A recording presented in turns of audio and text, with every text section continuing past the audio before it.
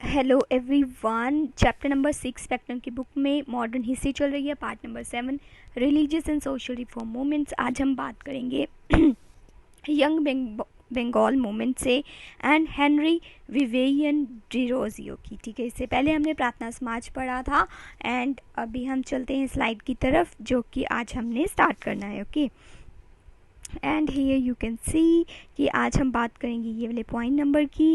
And start करते हैं कि लेट 1820s एंड 1830s में, मतलब अर्ली 1830s में एक रेडिकल इंटेलिजेंट ट्रेंड जो है बंगाल के यूथ्स के अंदर जो है वो स्टार्ट होता है एंड जो कि सामने किस फॉर्म में निकल के आता है, यंग बंगाल मूवमेंट के फॉर्म में।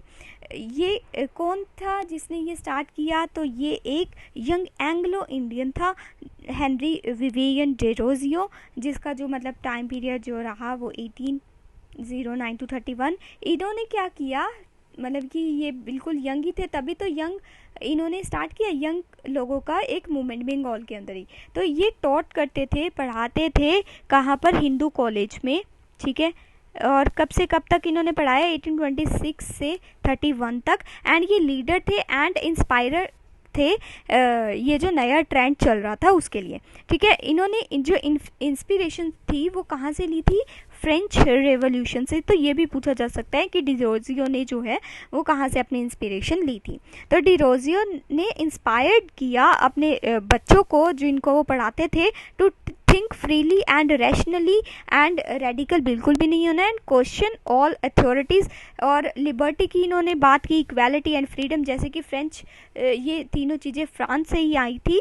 ठीक है, तो इन चीज़ों के ऊपर भी इन्होंने फोकस दिया, liberty, equality and freedom. And also जो कस्टम पुराने चल रहे थे उनको अपोज भी किया इन्होंने, जो ट्रेडिशनली सोसाइटी के अंदर प्रिवेल कर रहे थे। ये जो डिरोजियन थे इन्होंने स्पॉट किया कि वुमेन्स के जो राइट है वो उनको देने बहुत ज़रूरी है और उनकी एजुकेशन भी बहुत ज़रूरी है अगर सोसाइटी में उनको साथ लेके चलना है। तो डिरोजियो जो थे वो first nationalist poet of modern India भी इनको बोला जाता है। एंड ये वाली बात आपको बिल्कुल भी नहीं भूलनी है। अगर आपसे कोई पूछ ले कि इसको मतलब डिरोजियो वॉज परहैप्स लिखा हुआ, मतलब शायद आप बोल सकते हैं इनको first nationalist poet of modern India, तो इनका नाम आपको बिल्कुल भी नहीं भूलना है।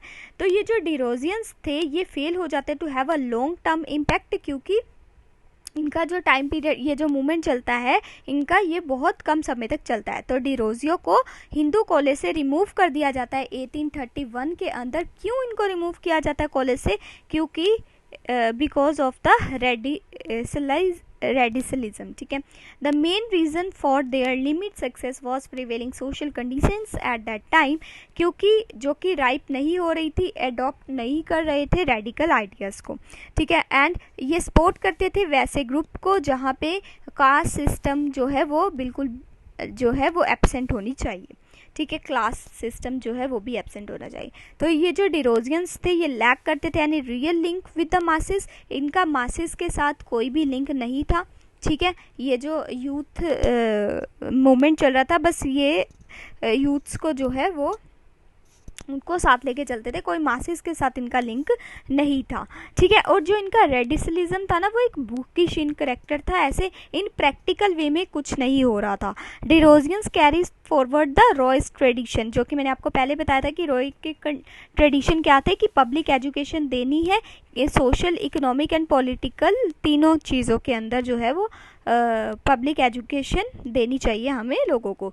एग्जाम्पल के तौर पे ये डिमांड करते थे कि induction of the Indians in the higher grades of services, कि उनको, जैसे कि आपको मैंने बताया था पहले ही कि ये जो अंग्रेज थे वो सिर्फ क्लर्क्स लगाते थे, लेकिन जैसे कि रॉय ने भी डिमांड की कि हायर एजुकेशन जो है एंड हायर जो ऑफिसर लेवल की जो पोस्ट है वो भी इंडियंस को देनी चाहिए। तो इन्होंने भी उसी की चीज़ पे आवाज़ उठाई जो रॉय लेके चला करते थे। और जो protection of rights from the oppressive ज़मींदार, उनके खिलाफ भी इन्होंने आवाज़ उठाई। और बेटर ट्रीटमेंट होना चाहिए इंडियन लेबर का, जो कि बाहर चले जाते हैं, अब्रॉड चले जाते हैं, ब्रिटिश की जो कॉलोनीज़ में काम करते हैं, स्लेव्स की तरह रहते हैं, उनके लिए भी जो है अच्छा ट्रीटमेंट उनका उनको मिलना चाहिए, ये भी इनकी डिमांड थी। और इन्होंने रिवीजन मांगी किस चीज़ की, कंपनीज का चार्टर की, ये जो चार्टर आपको याद होगा कि चलते थे कंपनीज के, उनमें रिवीजन की भी इन्होंने डिमांड मांगी। फ्रीडम ऑफ प्रेस की भी इन्होंने बात की and trial by the jury की भी इन्होंने बात की, ठीक है। तो Surendra Nath Banerjee was to describe the Derozians, उन्होंने मतलब सुरेंद्र नाथ बनर्जी ने इन डिरोजियंस को कैसे डिस्क्राइब किया कि ये पायनियर हैं किस चीज़ के, मॉडर्न सिविलाइजेशन के of the Bengal and conscript fathers of our race whose virtues will excite variation and whose failings will be treated with the gentlest consideration। तो ये सारा कुछ था आपका Bengal young Bengal movement and जिनके द्वारा स्टार्ट करवाया गया था। एंड आपको ये बिल्कुल भी नहीं भूलना है कि ये हिंदू कॉलेज में पढ़ाया करते थे, ठीक है। अभी हम बात कर लेते हैं अपने ईश्वर चंद विद्यासागर की। ये भी काफ़ी अच्छे स्कॉलर एंड रिफॉर्मर रहे हैं। विद्यासागर के जो आइडियाज़ थे वो आपके इंडियन प्लस वेस्टर्न थॉट दोनों पे चलते थे। ये बिलीव करते थे कि हाई मॉरल वैल्यूज़ का होना बहुत ही ज़्यादा ज़रूरी है। एंड इन्होंने फिर आगे जाके 1850 में ये प्रिंसिपल भी बनते हैं कहाँ के, संस्कृत कॉलेज के। तो ये भी आपको बिल्कुल नहीं भूलना है कि ये कहाँ के प्रिंसिपल थे, आपके संस्कृत कॉलेज के, ठीक है। इन्होंने इस चीज़ को ब्रेक किया कि जो प्रीस्ट है उनकी ही मोनोपोली होनी चाहिए एंड स्पिरिचुअल नॉलेज जो है वो उन्हीं को ही है। एंड इन चीज़ों के ये खिलाफ थे। एंड इन्होंने ओपन भी किया एक संस्कृत कॉलेज फॉर द आपका नॉन ब्राह्मिन्स के लिए इन्होंने संस्कृत कॉलेज को ओपन किया। उसके अंदर इन्होंने वेस्टर्न थॉट्स जो है वो इनकलकेट करने की कोशिश की। And western thought in Sanskrit college to break the self imposed isolation of the Sanskrit knowledge की। ऐसी बात नहीं है कि संस्कृत ही पढ़ते रहो और जो भी फ्यूचर में जो भी एट प्रेजेंट जो चल रहा है उसको ना साथ लेके चलो जो कि फ्यूचर में काम आने वाला है। तो ये ऐसा बिल्कुल नहीं सोचते थे। वो कहते थे कि हमें वेस्टर्न जो इम्पॉर्टेंट एजुकेशन है वो भी साथ में लेके चलनी है विद द ट्रेडिशन वंस, ठीक है।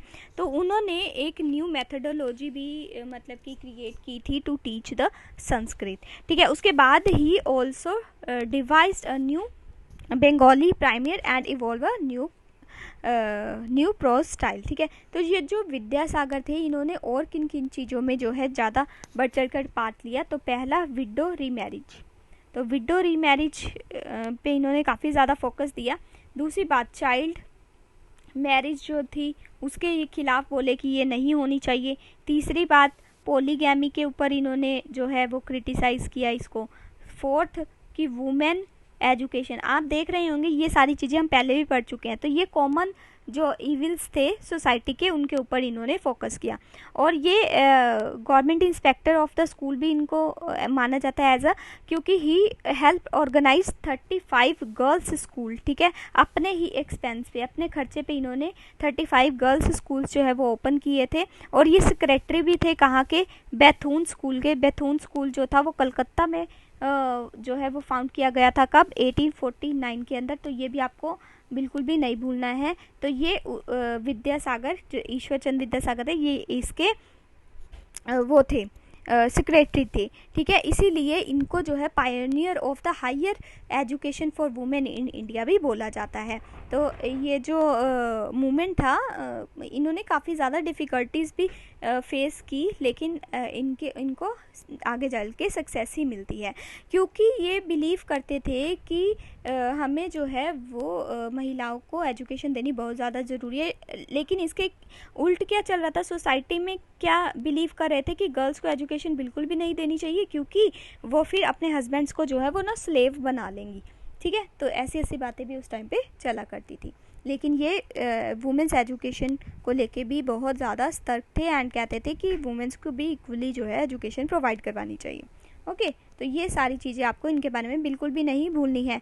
अब हम बात कर लेते हैं बाल शास्त्री जाम्बेकर की। ये पायोनियर थे, वन ऑफ द पायोनियर इन बॉम्बे के अंदर ये थे। इन्होंने किस चीज़ के ऊपर अटैक किया, जो ब्राह्मणिकल ऑर्थोडॉक्सी थी ना उसको इन्होंने जो है वो अपोज किया एंड रिफॉर्म करने की कोशिश की हिंदुइज़्म को। जैसे कि मैंने आपको रॉय के केस में बताया था, राजा राम मोहन रॉय के केस में, वो भी हिंदुइज़्म को जो है वो रिफॉर्म के थ्रू जो है प्यूरिफाई करना चाहते थे, एंड उसी प्रकार से ही बाल शास्त्री जाम्बेडकर थे, उन्होंने ब्राह्मणिकल ऑर्थोडॉक्सी को जो है वो क्रिटिसाइज़ किया। सबसे इम्पॉर्टेंट बात, इन्होंने एक वीकली दर्पण जो है वो स्टार्ट की, ये आपसे पूछा जा सकता है, एंड कब की? 1832 में, तो ये बिल्कुल भी नहीं भूलेंगे। वीकली दर्पण आपसे पूछा जा सकता है किसके द्वारा चलाई गई थी, तो बाल शास्त्री जाम्बेडकर में के द्वारा 1832 के अंदर, ठीक है। तो अभी नेक्स्ट पॉइंट पे चलते हैं, students literary and the scientific societies, जिसका इसका जो दूसरा नाम था वो था ज्ञान प्रसारक मंडलीज। तो ये भी पूछ लिया जा सकता है कि इसको दूसरे तरीके से क्या बोला जाता था। तो इसकी जो थी ना, आपके पास 2 ब्रांचेस थी, तो ये भी पूछा जा सकता है कि कहाँ कहाँ पे थी।